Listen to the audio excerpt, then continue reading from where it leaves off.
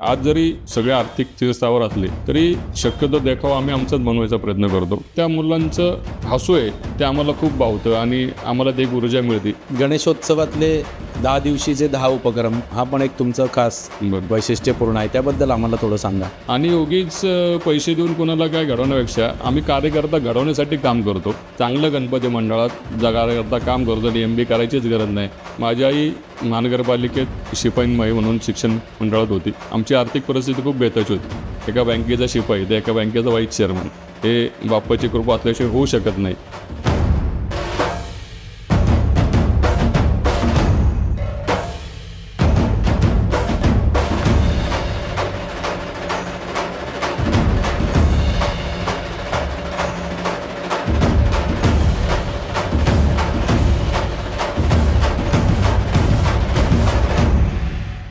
नमस्कार.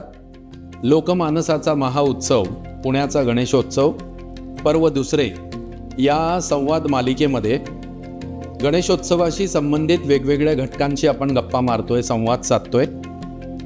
याच्यामध्ये सेवा मित्रमंडळ या मित्रमंडळाच्या नावाप्रमाणेच सेवेचं व्रत घेऊन कार्यरत असणारे आमचे लाडके शिरूभाऊ म्हणजे शिरीष मोहिते यांच्याशी आज आपण गप्पा मारणार आहोत.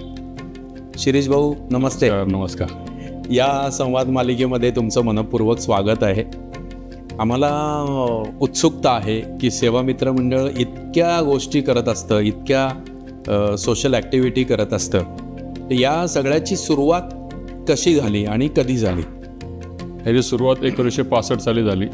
त्या काळातले जे बाल कार्यकर्ते होते म्हणजे आत्ताचे CA असतील दीपक कोतवाल, अनिल देशपांडे जे बँक ऑफ इंडियाला ऑफिसर होते, प्रफुल्ल देशपांडे म्हणून होते ते RBIला हे होते. नंतर जयंत इजिप्त ते कॉस्मोसला स्टाफ डायरेक्टर होते. हो. आणि सुरेश कुलकर्णी, शिवाजी ओले अशा काही बाल कलाकारांनी ते मंडळ स्थापन केलं. त्यांना नंतर बाळासाहेब झगडे, तानाजी, आमचे बंधू सुभाष दिलीप आणि अशा अनेक कोंडे कंपनी असतील, पायगोडे असतील, असे अनेक कार्यकर्ते त्यावेळेस त्यांना मिळत गेले आणि ते वाड्यात बसलेला असलेला गणपती 1-2-3 वर्षांनी तो बाहेर आला.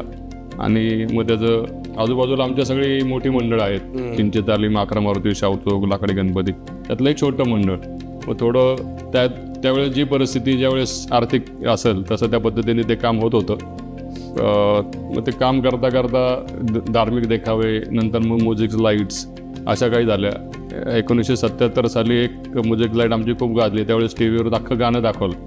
त्यावेळेस असं तर TV ला दाखवणं म्हणजे खूप मोठी गोष्ट होती, बरोबर. आणि त्यावेळेस ते चांगल्या पद्धतीने आमचे पातुरकर म्हणून होते, त्यांनी ते डिझाईन चांगलं दिलं होतं आणि ते चांगलं गाणंही गाजलं.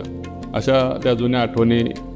आणि मग त्यावेळेस त्यांचं बघून लहानपणापासूनच, कारण घरातले तिकडेच होते, मग लहानपणापासूनच मंडळाची आवड, शैक्षणिक ओढा कमी आणि मंडळ जास्त, असं ते लहानपणापासूनच हे होतं. सेवा मित्र मंडळाचे देखावे मी सुद्धा बघितलेत. आपण म्हणजे पोलीस चौकीकडे पाठ केली आणि गणपती बाप्पाकडे तोंड केलं तर तिथे कॉर्नरला त्या भेळवाल्या एक बाई होत्या, शहाबाई. हो, शहा किंवा त्या भाभी. हां, तर तिथे त्यांच्याकडे पायरीवर बसून सेवा मंडळाचा देखावा मी बऱ्याच वेळेला बघितलेला आहे. ही तर सुरुवात तुमच्या आधीच्या पिढीने केली होती. पण या गणेशोत्सवाला किंवा एकूणच सेवा मित्र मंडळाच्या अंतर्गत मला वाटतं एक 30-35 उपक्रम असतील तुम्ही करता. हो. ती सुरुवात कधी झाली? तुम्ही थोडं मोठे झाल्यावर?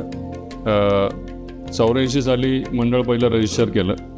त्याचा रजिस्टरचा दाखला माझ्या नावावरच आहे. आणि 84ला तो रजिस्टर प्रॉपर, आजूबाजूचे मंडळ मोठे असून सुद्धा रजिस्टर नव्हतं आणि आमचं मंडळ रजिस्टर होतं. काहीतरी वेगळं करायचं पहिल्यापासून द्यास की कुणाच्यापेक्षा आपलं वेगळं असावं. मग मंडळ रजिस्टर नाही, मग काय प्रॉब्लेम, आपण आपलं केलं. मग त्यात थोडी चर्चा व्हायची, अरे ते लहान मंडळ रजिस्टर झालं आणि मोठी मंडळ रजिस्टर नाही. मग अशी ते थोडी कामाची रिसरी असते आणि तशी ते कामाच्या रिसरीतनं मंडळाची जडणघडण होत झाली. आणि मग पैसे कमी होते. पैसे कमी असले की मग तुमचं डोकं जास्त झालं आणि मग त्या पद्धतीने डोकं चालत गेलं. कार्यकर्त्यांची हे झाली. आज आमच्याकडं कार्यकर्त्यांचा संच खूप चांगला आहे आणि आमचे कार्यकर्ते म्हणजे पहिले स्वतः मंडप आम्हीच घालायचो. आमचे कार्यकर्ते आता वैभव वाघ असेल, वंदे मातरमचं काम करतो, आमचा हेमंत धनराड असेल, रोहन जाधव असेल, सचिन असेल, उमेश असेल, पंकज असेल, ही सगळी छोट्या घरातली मुलं होती. आज आमचा पंकज 7/8च्या घरातला असतो, टाटाचा ऑल इंडिया लेवलवर मॅनेजर झाला. ही अशी पोरं रोहन आहे आमचा, तो मार्केट यार्डच्या कमिटीवर आहे. ही मुलं म्हणतात की अरे आम्ही गणपती मंडळात काम केलं म्हणून गट. तो वैभवचा तुमचा परिचय आहे, तो कायम तुम्हाला सांगेल की म्हणजे मांडव घातला तर मांडव जर लाईनीत नसेल तर अख्खा सोडायला लावायचो. त्यामुळे पोरं वैतागायचे माझ्यावर, हे थोडंसं समजून घेत जा की. पण ती सवय लागली आणि ती मुलं म्हणतात त्यावेळी आम्ही घडलो म्हणून आम्हाला आता काय वाटत नाही आणि कष्ट करायला कोणी राजत नाही, हे करतो. आणि त्यामुळे आम्ही काय पद्धत ठेवली. आज जरी सगळे आर्थिक स्थिरस्थावर असले तरी शक्यतो देखावा आम्ही आमचाच बनवायचा प्रयत्न करतो. आमच्याकडे एक पद्धत आहे कामाची की कार्यकर्त्यांनी मिटिंगला आल्यानंतर प्रत्येक कार्यकर्त्यांनी देखावाचा विषय सांगायचा. काही सांगू भले झालेला सांगितलं तर पण कंपल्सरी विषय सांगायचा. तो सगळ्यांचे विषय लिहिले जातात, जेवढे कार्यकर्ते मिटिंगला असतात तेवढे. आणि मग त्यातले 5 विषय त्याच दिवशी फायनल करतो आम्ही की या 5 मधले एखादा करायचं. आणि मग नंतर 8 दिवसांनी परत त्याची मिटिंग घेतो आणि मग ज्यांनीचे विषय असतात त्यांनी तो कसा चांगला होईल, काय वेगळं पण म्हणता येईल हे त्यांनी सांगायचं. आणि मग तो सगळ्यांना ऐकलं, त्यातला कुठला योग्य वाटतो तो सगळ्यांनी ठरवायचा. मग त्याच्यात हे करायचं. पूर्वीच्या काळी आमचे मिलिंद पंडित आणि गजानन पाधे लोक बघायचे, आता वैभव आणि एक बघतात आणि सगळ्या देखावाचा विषय ही पोरच करतात. आम्ही प्रत्येकाने कामं वाटून घेतली. म्हणजे वर्गणी असेल तर आमचा उमेद जाईल, पूजा असेल तर तो आमचा सागर बघेल, असं साफसफाई असेल तर विक्रांत वगैरे ही लोक बघतील. त्यामुळे काय होतं, कुणावर लोड येत नाही आणि मग ते संघटन तेवढं राहतं. देवदयेने आम्हाला एक सांगायला ऐकतो, एखादा पोरगा सोडला तर आमच्याकडं व्यसनी कोणत नाही, आम्ही छाती डोक सांगू. वा वा वा. कारण ते गणपती मंडळ म्हटलं की पहिलं हे असतं की अरे, आणि मंडळाचा चहा सुद्धा प्यायचा नाही, हे एक अलिखित झालेला विषय. त्यामुळे ते कोणी ते विषयात नाही, कोणी काय गेलं की लगेच माझे पैसे जाऊ द्या.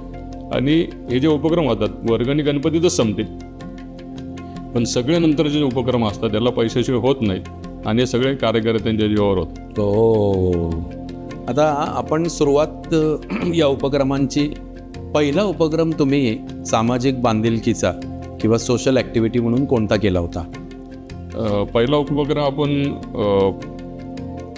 ज्या महिला आहेत की ज्या कष्टकरी महिला आहेत त्यांचा एक छोटासा सन्मान. कारण आपल्या त्या भागात गरीब परिस्थिती असते, सगळे वाडेच सगळे होते आणि मग त्या वाड्या लेवलवर एक छोटा सन्मान केला सुरुवातीला.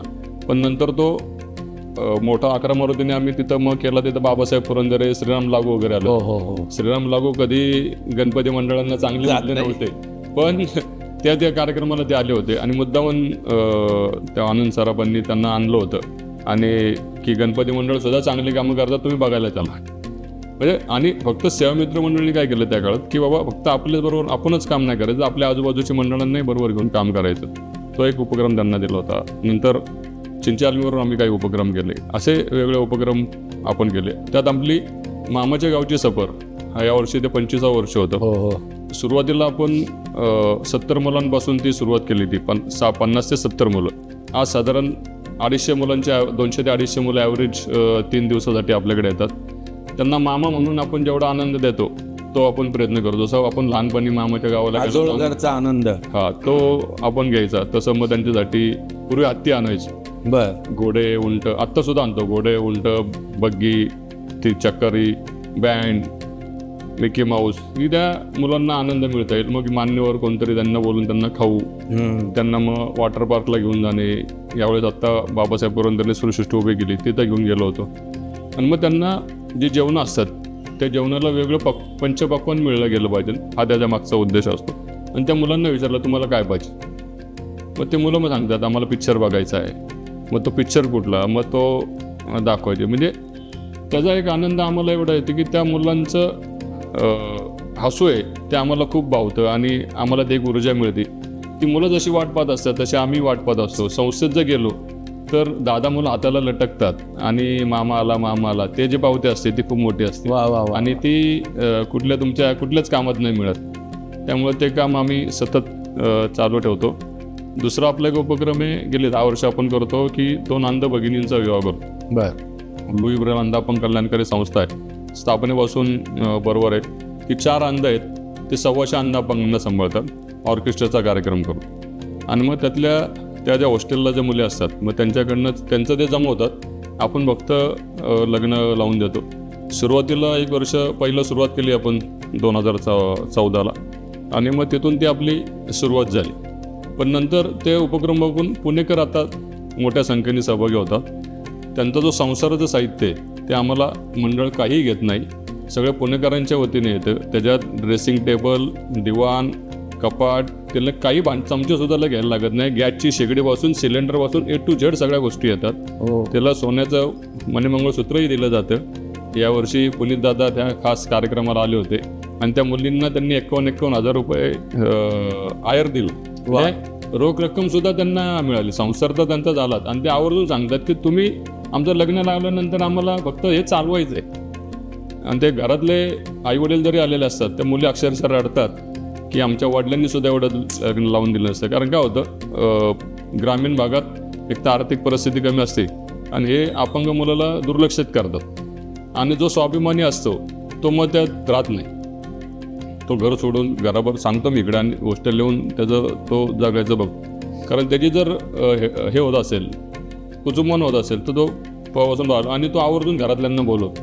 मग घरातली आई तर त्यांची भावनिक असते, ज्यांना आई आहे तर ते रडतात अक्षरशः की हिच्या बापाने सुद्धा ही लग्न लावून दिलं नसतं. आणि मग ते सगळं माहोल एवढा हे असतो की सगळे जे येतात ते आपलं घरातलं लग्न असले का देतात. आम्ही या मुलांबरोबर आधी एक मेहंदीचा कार्यक्रम करतो यांच्याबरोबर की त्या मुलांनाही एन्जॉय मेहंदी होईल. मग मेहंदीचं जसं आपण संगीत कार्यक्रम असतो तसं ती संगीत कार्यक्रम होतो मेहंदीचं.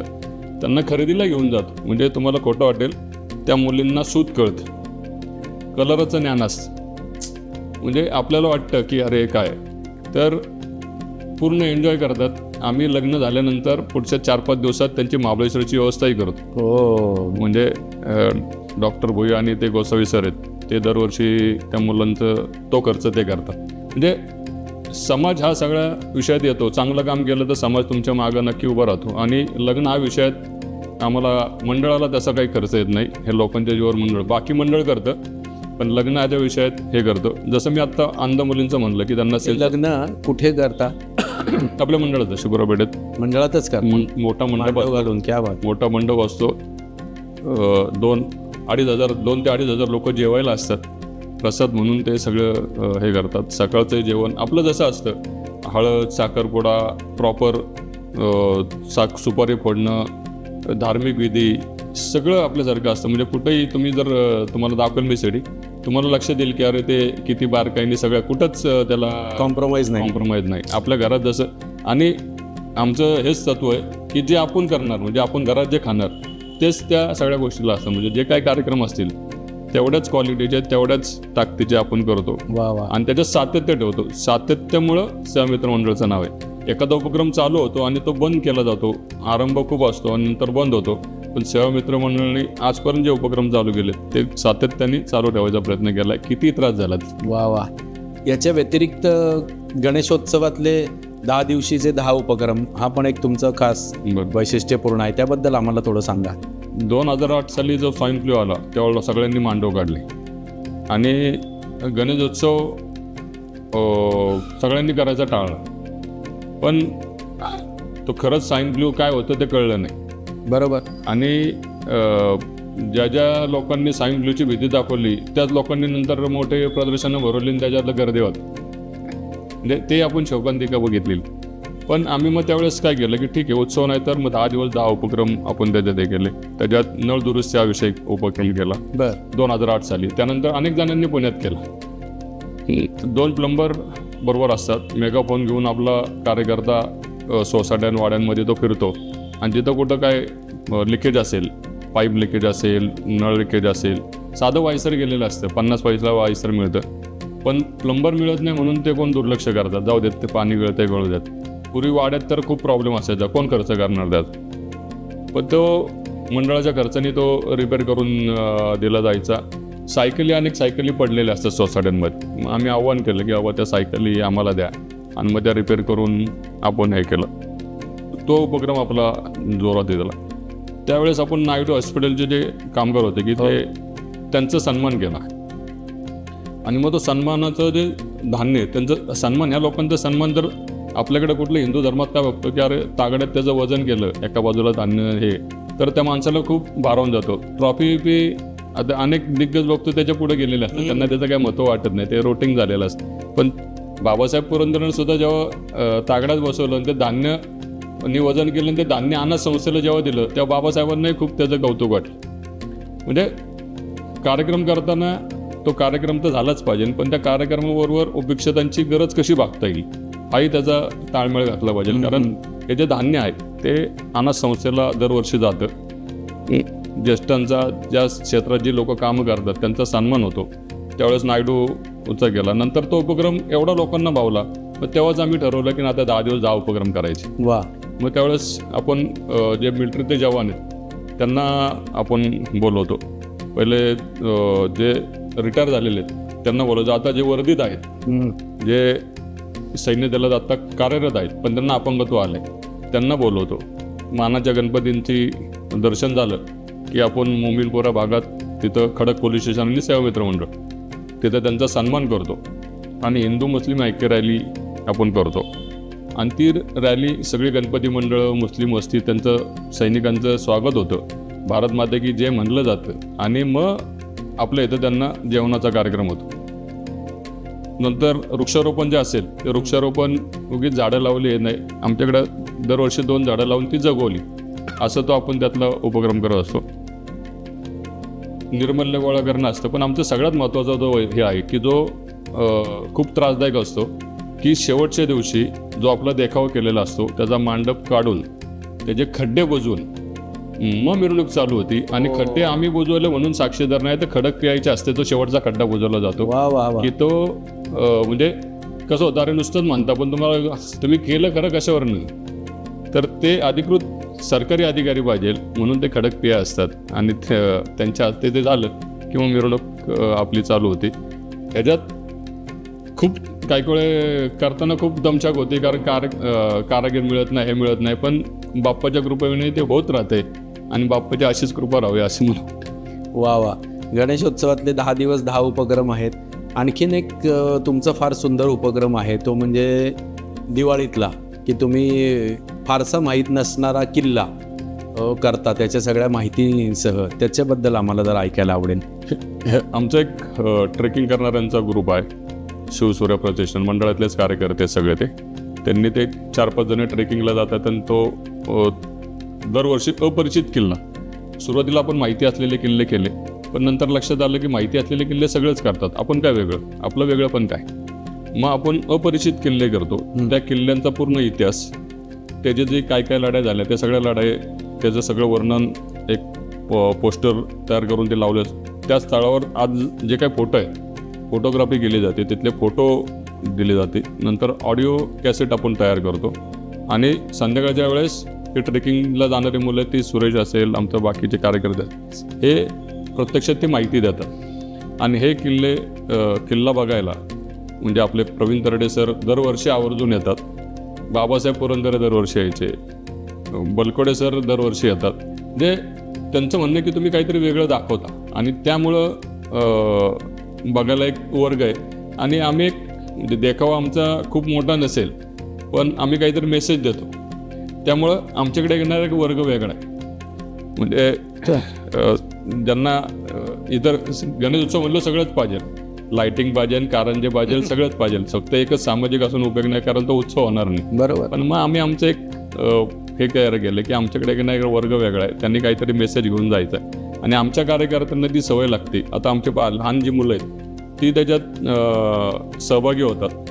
आता माझी नातवं म्हणजे भावाच्या मुलं, आता मलाही नात झाली, ती नातवं आता त्याच्यात सहभागी होतात, ते काम करतात. म्हणजे एक स्टेज डेअरिंग वाढतंय आमच्या पिढीच. आणि खूप मोठं करून हा गणेशोत्सव कार्यकर्ता घडवण्याची कार्यशाळा आहे. आणि उगीच पैसे देऊन कोणाला काय घडवण्यापेक्षा आम्ही कार्यकर्ता घडवण्यासाठी काम करतो.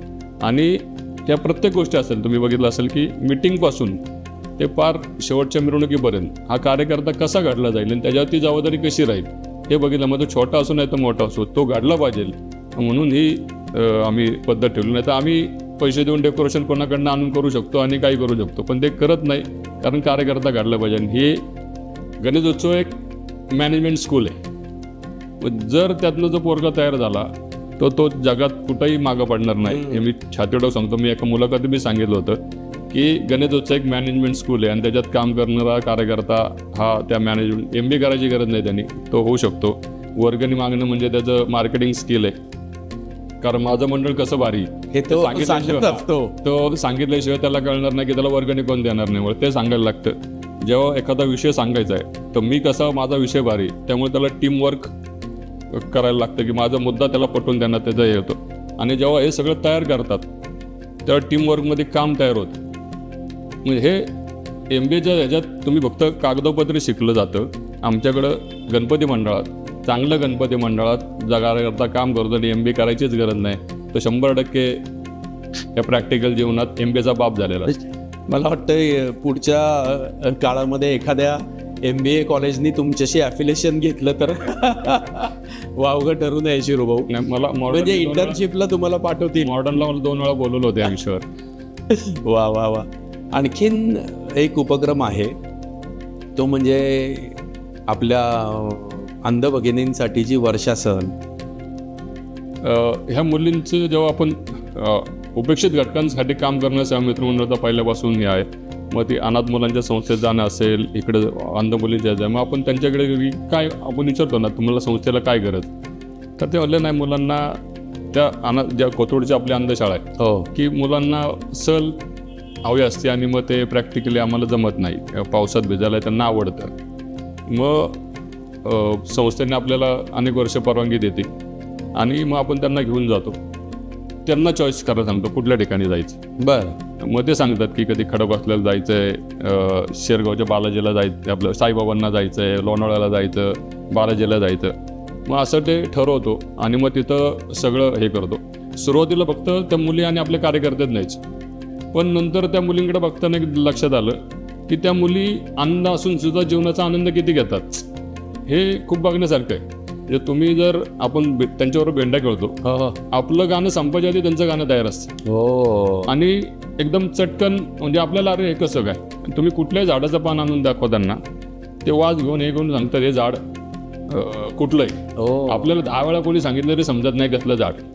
म्हणजे माझी तरी परिस्थिती की झाड आपण महत्वाची झाडं आपल्याला माहिती असतात, बाकी झाडं आपल्याला काही कळत नाही, त्याची पानं आपल्याला कळत, पण ही मुली सांगतात. मग गेले आम्ही 7-8 वर्ष आता आमच्या महिलांना घेऊन जातो. बरं. का घेऊन जातो तर त्या दिसत नाही तरी जीवनाचा आनंद घेतात.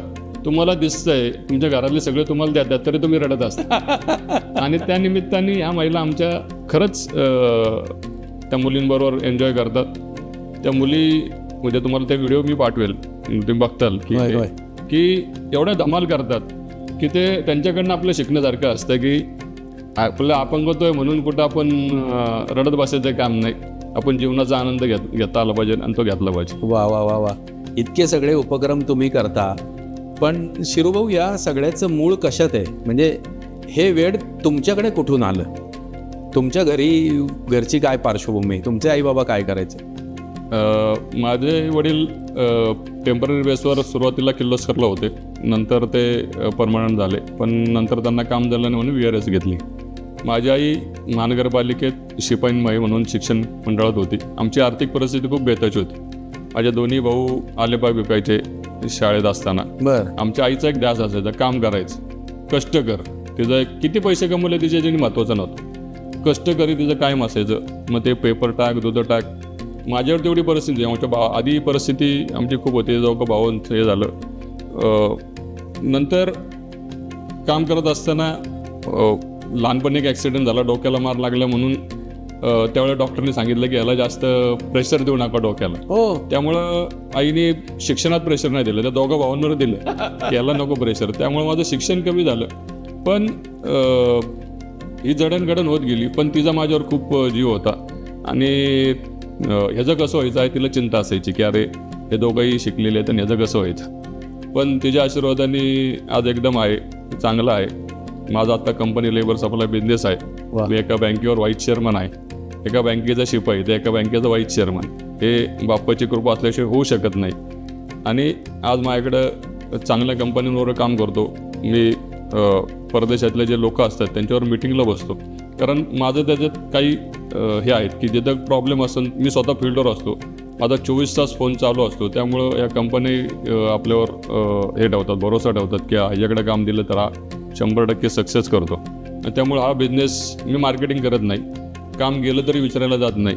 मी काही माझे नियम ठेवलेले आहेत. मी 1 रुपया माझ्याकडे कॅश येत नाही, 1 रुपया कॅश जात नाही. गव्हर्नमेंटच्या ऑफिसरला मी रुपये देत नाही. मला पकडायचं लाख रुपये घेऊन जायचे असं मी त्यांना चॅलेंज देतो. हे काम बघून प्रॉव्हिडंट फंडाचे कमिशनर की अरे हा बोलून घेतलं त्यांनी मला, म्हणले तुझं काम चांगलं आहे पण हे अशा गोष्टींनी तू चांगलं काम करतो म्हणून तुला खास चहा प्यायला बोलवलं. म्हणजे हे कमिशनर वगैरे असं कोणाला बोलवत नाही, बरोबर, पण आपल्या कामाची पावती मिळाली की बाबा आपल्याला त्यांनी बोलवलं आणि रेकॉर्ड मेंटेन राहील आणि काम चांगलं होईल. कारण समाजात आपण डोळे उघडे ठेवून काम करावं की जी मोठी लोकं झालीत ती कशामुळे झालीत याचा पाय अभ्यास आपण केला पाहिजे. चितळे जर मोठे झाले तर का झालेत, ती क्वालिटी, वेळ ह्याच्यावर त्यांचं खूप लक्ष असतं आणि मग तेच आपण का नाही देऊ.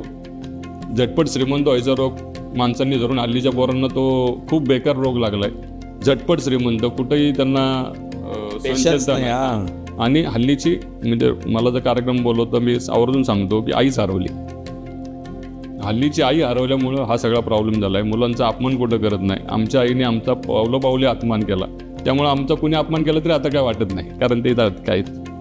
पण हल्लीच्या मुलांचा अपमान होणंही गरजेचं आहे. जे आत्महत्या प्रमाण वाढलं ती आईनी परत जागृत होणं गरजेचं आहे आणि आई जर जागृत झाली तर परत हा देश ओके होईल असं मला वाटतं. या गणपतीत तुम्ही आई जागृत होते असा उपक्रम घ्या. 2-3 विषय वेगळे आहेत त्याचे बाद. आणि आम्ही जर एक ठरवलं, मोठ्याने काही ठरवलं आणि एखाद्या बारक्या पोरांनी सांगितलं की हा विषय आहे, तर तो जर आवडला सगळ्यांना तर मोठ्याचा विषय बाजूला असतो तो बारक्याचा विषय घेतला. त्यामुळे त्या मुलांना हे होतं. पण नक्की आहे बघ, नक्की एवढं. कारण काय झालंय, तुम्ही म्हणलात ते बरोबर आहे की एक मोबाईल दिला की काम झालं असं वाटतं आई वडिलांना. आणि आईने अपमान केला म्हणजे ॲक्च्युली घडवण्यासाठीच किंवा मारणं किंवा एखादी गोष्ट मिळणार नाही याची मानसिक तयारीच मुलांची नाही आहे की इतक्या लहानसहान गोष्टीमध्ये अपेक्षाभंगाचं मोठं दुःख त्यांना होतं. तर याच्यावर थोडं पालकांशी रिलेटेड काहीतरी उपक्रम तुम्ही घ्या. पार्कचा विषय बघितला असेल आता एवढ्यात झाला. आईने पेन्सिल दिली नाही, लगेच पेन्सिल बघत म्हणून मुलींनी वरनं ओढी टाकली. 13 वर्षाच्या मुलींनी फक्त पेन्सिल आई जर देत नाही म्हणून जर तिला सण करता नाही आला, आईने मला पेन्सिल का नाही दिली, किती म्हणजे त्या पुढचं काय स्ट्रगल ते फेस करणार आहेत. या जीवनात येताना अपडाऊन्स कायम असतात, कधीच कोणाला कायम चांगले दिवस नसतात. म्हणूनच देवाने ते घडवलं असतं. जेव्हा चांगले आहेत तेव्हा तुम्हाला उतार येणारच आहे आणि मग तो उतार सहन करायची ताकद हल्लीच्या पिढीत नाही. कार्यकर्ताही संपत चाललाय. कार्यकर्ता आता वर्गणीवरून 10 वेळा वर्गणीला जायचो, आता तो एकदा जाऊन येतो, नंतर म्हणतो ते राहू देत, ते वर्गणी देत नाही. आता वर्गणी बंद व्हायला लागली. पुनीत दादासारखी लोक मागं उभी आहेत म्हणून हा गणेशोत्सव होतोय असं मला वाटतं. नाही, खरं आहे ना. तुम्ही एवढी वर्ष काम करताय. एक शेवटचे 1-2 प्रश्न फक्त मी उत्सुकता आहे म्हणून विचारतो. भाऊरंगारी गणपती मंडळाचं पुनीतदादांच्या आधीपासून तुमचं नातं आहे. हो, त्याच्याबद्दल आम्हाला थोडं ऐकायला आवडेल.